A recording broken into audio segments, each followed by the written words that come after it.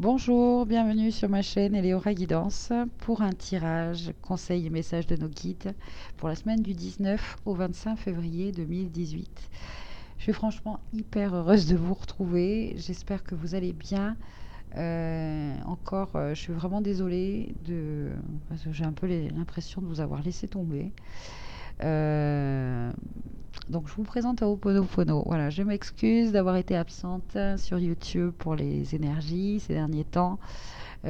Pardon, hein, si voilà, je vous dis, j'ai eu le sentiment de vous avoir laissé tomber. Mais en quelque sorte, je me suis franchement laissé tomber moi-même hein, ces 15 derniers jours. Euh, ouais, une petite nuit noire de l'âme, voilà. Hein, donc j'étais un peu dans l'incapacité de faire des partages, du moins si sur Facebook quand même. Hein, j'ai continué hein, à vous partager des. Donc si vous le souhaitez, hein, chaque jour, voilà, je vous partage des petites choses. Et tout ça pour dire, voilà, je vous aime et merci, merci, merci, merci. Voilà, parce que vos partages, vos messages, etc. m'ont vraiment aidé. Donc merci à vous tous et à vous toutes. Bien, cette semaine, on va travailler avec les portes de l'intuition de Vanessa Milzarek, pardon, et ben, c'est à l'envers, et Brigitte Barberan. Trois cartes avec celui-ci, et voilà, on va demander un cristal, un oracle, pardon, cristal, un gemme, tiré de l'oracle des cristaux de Tony Carmine Salerno. Voilà, un conseil pour toute la semaine. Hein. Ouais, très bien. Bon, alors, on va commencer par le début de semaine.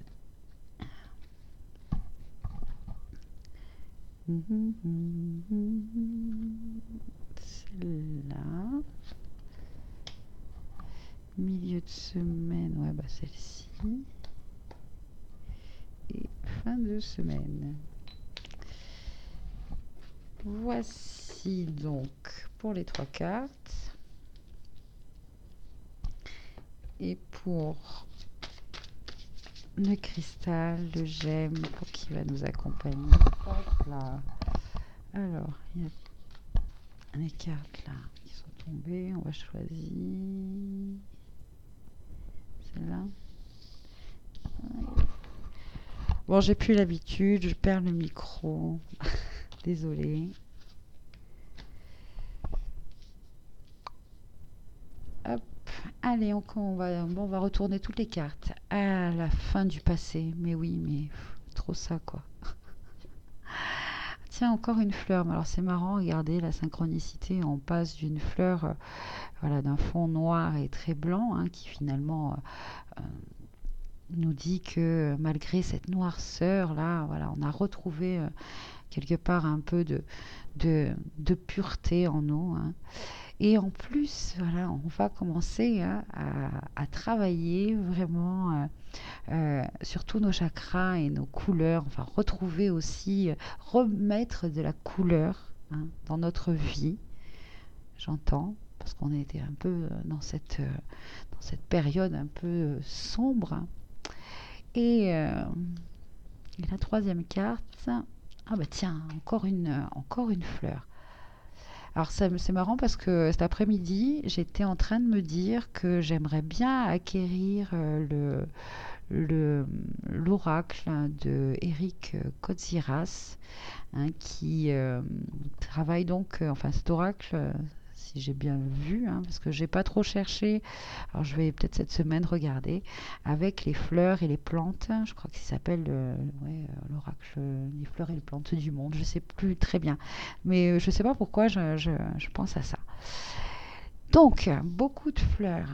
Alors peut-être que justement le message est est-ce que nous pourrions peut-être voir avec les fleurs de bac ou oui j'entends retrouver ah, euh, retrouver une connexion, une certaine communication avec les plantes hein, avec la nature. Donc, soyez attentifs aux messages que peuvent vous apporter les plantes ou les fleurs. Hein, c'est des synchronicités des fois. Voilà, vous allez faire des courses, hein, et puis en bout de rayon, voilà, il y a une plante qui vous appelle, qui vous, je sais pas, l'œil tombe dessus et waouh, vous n'êtes peut-être pas prêt à l'acheter, mais par contre, regardez quel est son nom. Hein. Si elle vous a attiré l'œil, si elle vous a quelque part un peu appelé, c'est qu'elle a peut-être un message pour vous. C'est ce genre de synchronicité-là que j'entends tout au long de la semaine que l'univers végétal, et notamment peut-être floral, peut nous apporter.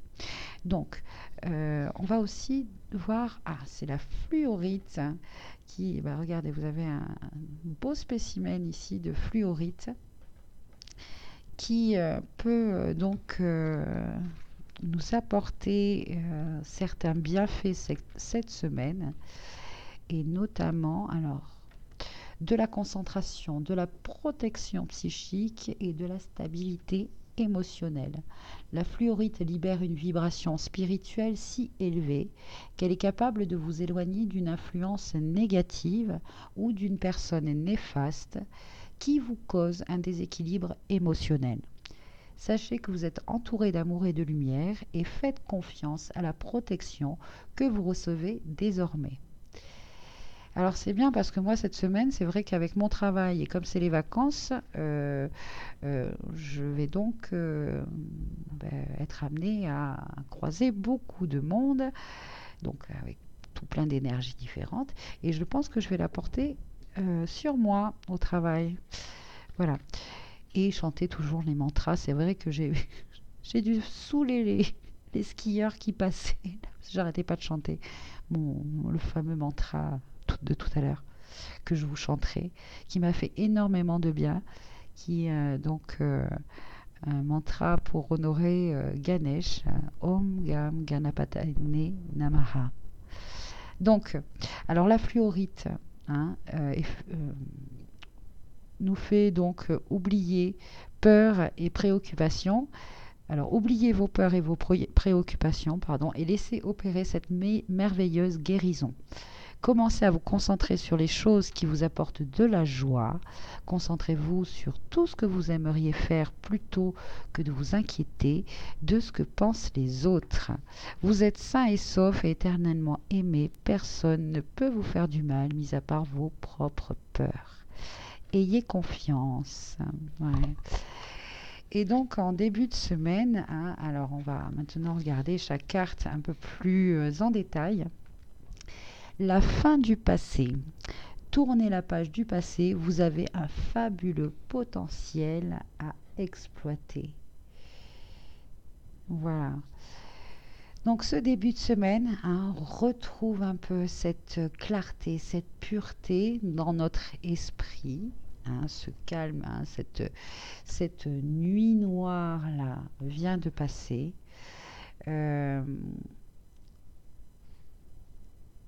Et comment, bien que c'était très inconfortable, hein, quelque part cet enseignement de l'ombre euh, nous permet aussi de retrouver cette pureté. Dans cette année 2018, si on donc en numérologie, hein, on parle un peu de partout, c'est l'année donc 11-2. Et j'entends que voilà, ça va être un petit peu toute l'année, et bon, j'espère pas à chaque fois de façon aussi inconfortable, mais bon, comme je vous dis, hein, je reste très optimiste et je sais qu'à chaque fois, nous serons guidés de plus en plus rapidement pour trouver les outils qui nous permettent voilà, de comprendre que finalement ce ne sont que des illusions et que nous sommes nous responsables, hein, de ces émotions et que nous pouvons du moins, hein, transmuter, maîtriser, retrouver justement de la joie comme nous dit la fluorite, hein, et finalement voilà les peurs, etc. Bon, il faut les accueillir, hein. Bon, à un moment, bon, il y a des fois où c'est tellement ça submerge tellement on se sent complètement enlisé, hein, c'est sûr. Mais cette carte-là, finalement, nous dit que ça y est, hein, c'est terminé. Et c'est terminé parce que pour beaucoup d'entre nous, hein, nous acceptons vraiment maintenant de faire un trait, hein, sur un certain passé, une certaine histoire, une certaine relation. Cet ancien nous qui peut-être a pu nous être renvoyé comme un miroir, hein. Je vois là le miroir, hein. D'ailleurs, qu'est-ce qu'elle nous dit, cette carte? Votre vie est un miroir formidable qui vous montre là où vous en êtes. Donc effectivement, hein, si en ce moment notre vie, hein, semble un peu en noir et blanc, eh bien, quelque part, nous sommes, hein, un peu responsables de, ouais, de ce manque de vitalité, ce manque de feu, hein, ce côté éteint, hein, de se sentir un peu éteint. Ce début de semaine, on nous dit, bon, ben maintenant, il est temps de passer à autre chose, hein, et de faire en sorte, hein, que comme un reflet miroir, nous mettions de la couleur dans notre vie. Et pour cela, eh bien, il faut mettre de la couleur dans notre cœur, dans nos émotions, dans nos ressentis, hein. Vous pouvez donc là travailler avec des cristaux aussi, donc la fluorite. Euh, Demandez aussi tout seul, hein, je sais pas moi, faites, ouais, si il y a une pierre qui vous attire, enfin, suivez votre intuition par rapport au cristal qui pourrait vous apporter, vous faire du bien. Voilà, déjà pour cette semaine, hein, petite guidance, la fluorite.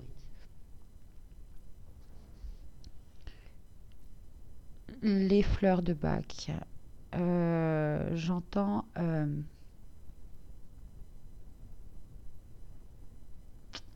la... Comment? La violette? Non. C'est quoi? Ah oui, water violette. Ouais. Bon, on verra. Je vous partagerai sur Facebook ses vertus. Et enfin, la méditation, bien sûr. Et c'est un beau lotus rose, hein. Détachez-vous de vos préoccupations habituelles nourries par votre ego. Il y a quand même tout au long de cette semaine, hein, une certaine, vous voyez, une certaine évolution dans dans nos énergies.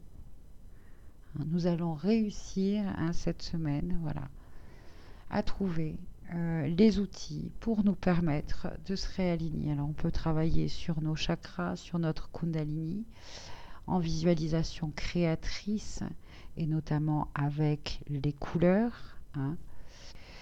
Renseignez-vous là-dessus, hein. De mémoire, le lundi, c'est le rayon bleu. Le mardi, rayon rose. Mercredi, rayon vert. Jeudi, rayon rubis doré. Vendredi, rayon blanc. Samedi, rayon violet avec Saint-Germain. Et à chaque rayon, ouais, il y a à chaque fois un maître ascensionné. Bon, ça c'est... faites vos recherches, hein. Si ça résonne en vous, de toute façon, vous trouverez. Et je vous fais confiance. Et donc, de la méditation ce week-end et toute la semaine. Là, finalement, j'ai pas tellement envie de parler en... Parce que ça aussi, ça m'a beaucoup frustrée ces 15 derniers jours, hein, l'illusion du temps, le temps, le temps, le temps, le temps. Voilà. J'ai dû faire aussi un gros travail là-dessus, hein, bon, des informations, des enseignements hein, là-dessus. D'ailleurs, ça a généré beaucoup de doutes, hein, de perte de confiance sur, voilà, sur la, le bienfait de ces vidéos. Est-ce que mes partages apportent vraiment quelque chose, vous voyez? Et, euh, et en fait, je me rends compte que me bloque le plus finalement, c'est cette temporalité, c'est ce fait d'être sur un truc si linéaire de semaine en semaine. Bon, quelque part, voilà, on est dans la 3D, hein, c'est comme ça, c'est le temps, c'est linéaire, mais je l'ai mal vécu, voilà, je l'ai vraiment mal vécu et je me suis, voilà, retrouvée un peu séparée entre ce moi spirituel et ce moi sur Terre, et puis quelque part aussi, comme le sentiment que plus on fait des choses qui nous plaisent pas, et moins on arrive à les supporter aussi, hein. Et c'est peut-être ça aussi qu'on nous dit en ce début de semaine, c'est peut-être que il y a, bon, je reprends comme ça, il y a finalement, on mène une vie hein, qui nous correspond peut-être pas, hein, euh, mais finalement c'est quand même transitoire, quoi, hein. C'est transitoire, il faut vraiment qu'on finisse par prendre la décision hein, de vraiment tourner la page et de commencer quelque chose de nouveau, plus coloré, qui nous ressemble plus, hein. Là, la rose, celle-ci, elle fait plus penser voilà, une fleur mortuaire, hein, un petit peu. Celle-ci, ouais, la rose, c'est l'amour. Mais l'amour multicolore, hein, l'amour de tout, de toute chose finalement. Et si on le ressent à l'intérieur de nous, bah forcément, il y a cet effet miroir, effet d'attraction aussi, hein. On vivra une vie plus colorée parce que voilà, c'est nous qui finirons par peindre notre vie. Mm. Et cette décision, à nous de la prendre. Bon, bah, c'est sûr que c'est pas toujours évident, hein. Ça se fait petit à petit. Pour certains, il y en a certains qui ont cette force et ce courage. Bon, on l'a tous, hein, mais il y a des moments où tout couper d'un seul coup, changer d'un seul coup, etc. C'est pas si facile. Il faut petit à petit, hein. Ça se met en place. Mais déjà, en nous, et c'est ça le plus important, hein, c'est garder cette foi, hein, c'est garder cet optimisme, cette joie, ces couleurs, hein. Il y a aussi, peut-être aussi, au niveau énergétique, au niveau de la nature, hein, certainement en milieu de semaine, on va peut-être commencer à sentir les énergies du printemps, les énergies printanières, j'entends. Hein, ces énergies-là me font penser à l'hiver, hein. Et là, bon, bah, le printemps se fait un peu ressentir. Euh, et donc, finalement, pour en finir avec ce lotus, hein, en fin de semaine, voilà, qui nous conseille la méditation, de se détacher, de trouver des instants hein, afin de se détacher de nos préoccupations. Euh, pour moi, ça va être un peu difficile parce que finalement, le week-end, c'est les 2 jours où j'ai le plus de travail. Mais justement, le conseil, hein, c'est justement certainement d'user encore plus de méditation pour pouvoir hein, accueillir, hein, accueillir peut-être voilà, une activité plus, plus lourde, hein, par exemple pour moi. Mm. Euh, bien, que qu'est-ce qu'on fait donc maintenant? J'ai envie, oui aussi, donc de tirer. Alors je vais vous présenter un nouveau tarot. J'ai vraiment eu un coup de cœur. Le tarot du chercheur de vérité, pardon, de David Fontana, et notamment pour les illustrations. Alors je ne sais pas si les illustrations sont de lui.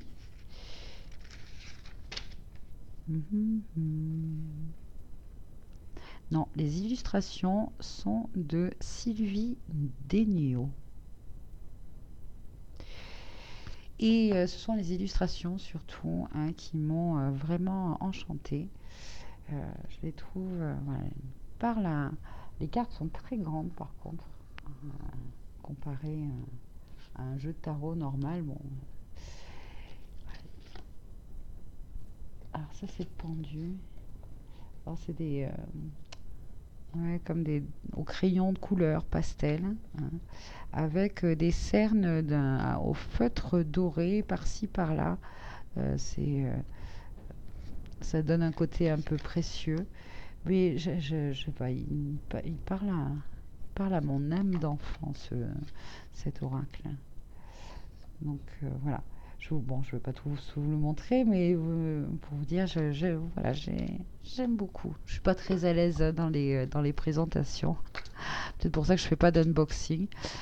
Mais bon, pourquoi pas, tiens, parce que c'est vrai que ça aussi, ça va pas mal travailler, essayer de faire de nouvelles choses, hein. Peut-être que justement cette carte-là me dit que j'ai l'impression un petit peu dans mes vidéos de, de pas vous offrir, de pas vous offrir assez. Je suis sûre que je peux vous offrir plus.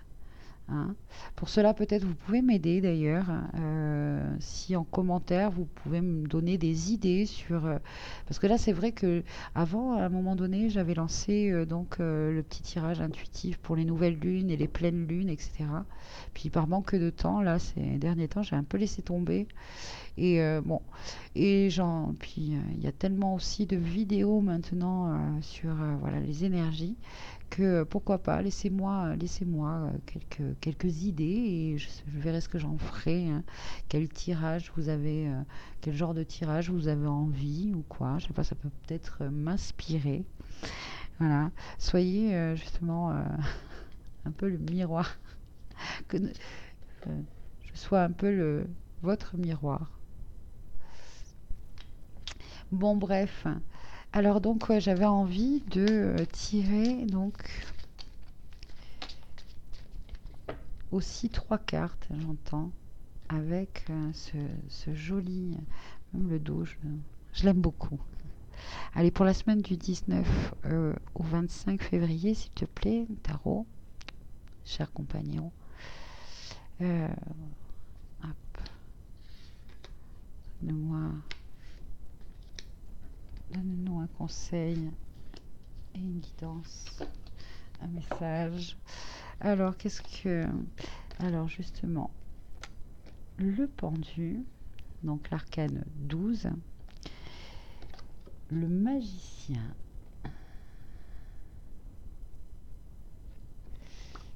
et l'étoile. Alors, c'est magnifique, hein. Trois superbes cartes, hein. Finalement, le pendu, hein, on va l'associer avec celle-ci. Ce personnage-là, il retrouve une certaine stabilité en s'arrêtant, en se posant, hein, en essayant justement de retrouver un peu de cette énergie divine, hein, de la faire un peu descendre, redescendre en lui, afin voilà d'avoir de nouvelles informations, de nouvelles prises de conscience, un besoin comme ça un petit peu de réfléchir. Euh, Cette arcane-là, elle est juste avant l'arcane 13, qui est celle de la mort, hein, qui nous dit, celle de la mort qui nous dit, ça y est, c'est la fin de quelque chose, c'est la fin d'un cycle.